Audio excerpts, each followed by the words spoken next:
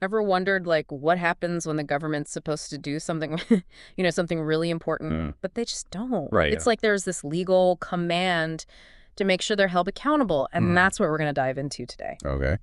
The Writ of Mandamus. Interesting. We'll explore what it is, where it comes from, Yeah. and specifically how it's used in the Philippines. Right. We've got some really detailed legal analyses to help us out. Okay, great. So our mission is to really understand this tool, Mm-hmm. this powerful tool for upholding the rule of law, and we'll do it quickly but thoroughly. Sounds good. So let's get started. Okay. What is this Writ of Mandamus? What are we talking about here? Well, mandamus, it actually means Right here. we command in Latin. I see. And it's basically a court order Right. that forces a government official or a whole government body Okay. to perform a duty that's required by law. So they have to do it. They have to do it. Oh. Or it can stop them from doing something unlawful. So it's a powerful tool. Yeah, it's like an emergency brake for the legal system. I like that. When the government's not doing what it absolutely has to, Uh-huh. and there's no other way to fix it. Right. So this idea of a legal command, we command, Yeah. where does that even come from? Well, it's really interesting. Yeah. It goes all the way back to English common law Oh, wow. centuries ago. Hmm.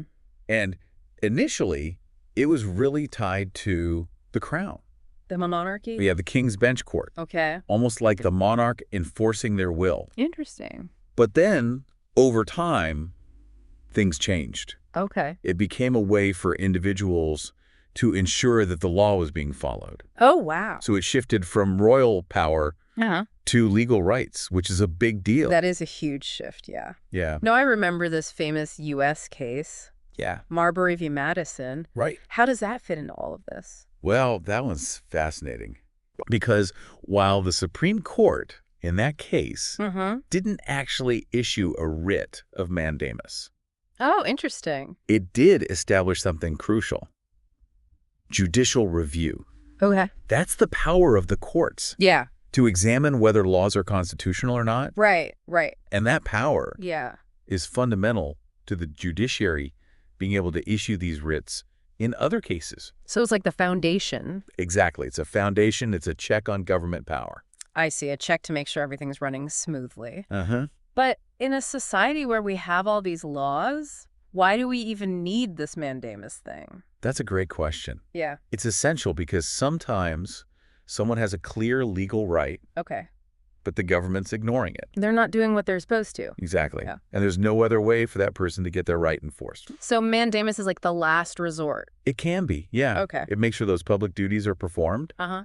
and it prevents, government bodies from overstepping or just neglecting their responsibilities. Okay, so it keeps things in check. Yeah, it keeps everyone in line.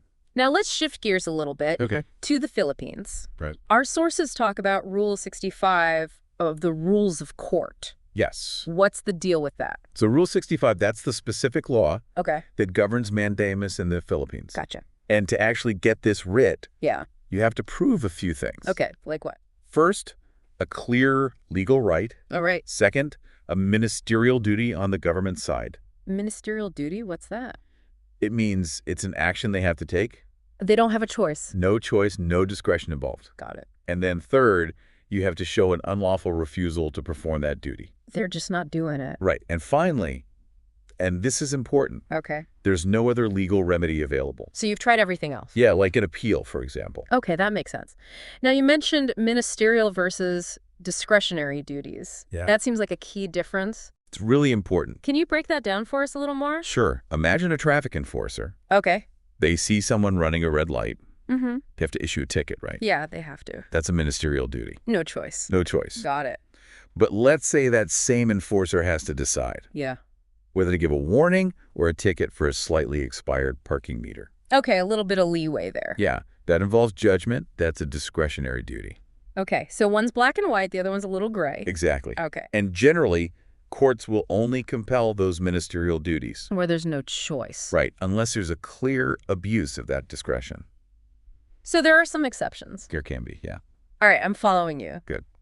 Now, there's this writ of continuing mandamus. Yes. That seems really interesting, especially in the Philippines. It is. It's kind of a unique tool they have, Uh-huh. specifically for environmental cases. Okay. And it's actually inspired by Indian law. Oh, wow. And the Manila Bay case is a perfect example, right? Exactly. The Manila Bay case. Yeah. It's not just a one-time order. Oh, okay. It requires ongoing action from those government agencies. So they have to keep doing it. Yeah, until the court's judgment is fully carried out. It's like a follow-up. Make sure they're doing what they said they would. Right. And the court actually maintains oversight. Oh, wow. To ensure they're actually doing it. Exactly. Okay, so it's for those long-term complex problems. Like cleaning up the environment. Makes sense. Can you give us some more examples of how Philippine courts have used this? Sure. Or even cases where they haven't used it, Yeah, definitely. just to get a clearer picture? So there's the National Press Club v. Comlac case. Okay. That was in 2024. Relatively recent. Yeah, pretty recent. Okay. And the court there, they forced the election commission, Havek. right, Comlac, to allow observers at ballot printing. So that was a ministerial duty. Exactly. They had to do it. Yeah. And then, of course, we have the Manila Bay case. Right. That's the big one. The prime example of continuing mandamus. Yeah. But there are cases where it wasn't granted, Oh, interesting. Like what? like Rio v. Comalac. Okay. Mandamus was denied because it involved a discretionary duty. Okay, so the court said no. Yeah, it wasn't something they could force them to do. I see. And then there's Fuertes v. Senate. Okay. The court was really hesitant to interfere with the Senate's impeachment powers. Which is a discretionary function. Right, it's up to them. Okay. And in Lahey v. Tan, Uh-huh. an informer's reward was considered discretionary too. So, again, the court couldn't compel that. Right. Interesting. And then you have this ongoing debate Okay. about forcing Congress to pass an anti-political dynasty law. Right. And the question there is whether that's a ministerial duty or not. So that's still up in the air. Yeah, it's a big debate. Wow, so many different applications. Yeah, it's a versatile tool. But still, within limit. You need a clear right, a ministerial duty, no other way to address it. Right. It's not a free-for-all. Exactly. And ultimately, Yeah. the judiciary has discretion in granting the writ. So they have the final say. They do. All right, now I'm curious. Yeah. How does all of this compare globally? Okay, so in other countries, Yep. the UK has something called a mandatory order. Oh, It's pretty similar to mandamus. I see. In the U.S., they use mandamus more broadly, Interesting. especially in administrative law. Uh-huh. India also uses continuing mandamus, Okay. particularly in public interest litigation. So it's not just a Philippine thing. Not at all. It's got global reach. Wow.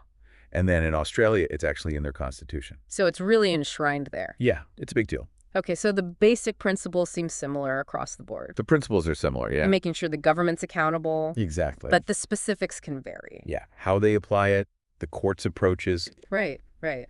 So we've learned a lot about mandamus today. We have. It's a powerful but specific tool to make sure the government does what it's supposed to. Absolutely. What's the main takeaway for you? For me, it's that mandamus is a vital safeguard.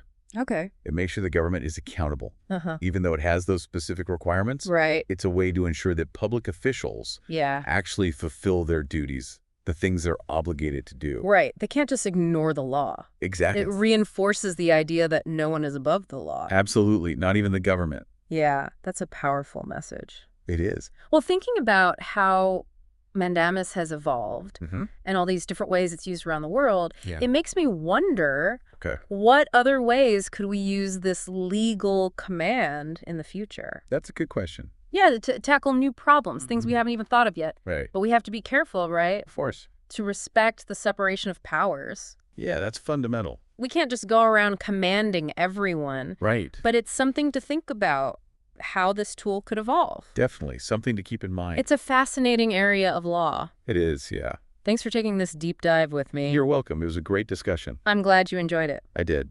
And thanks to all of you for listening. Thanks, everyone. Until next time. See you then.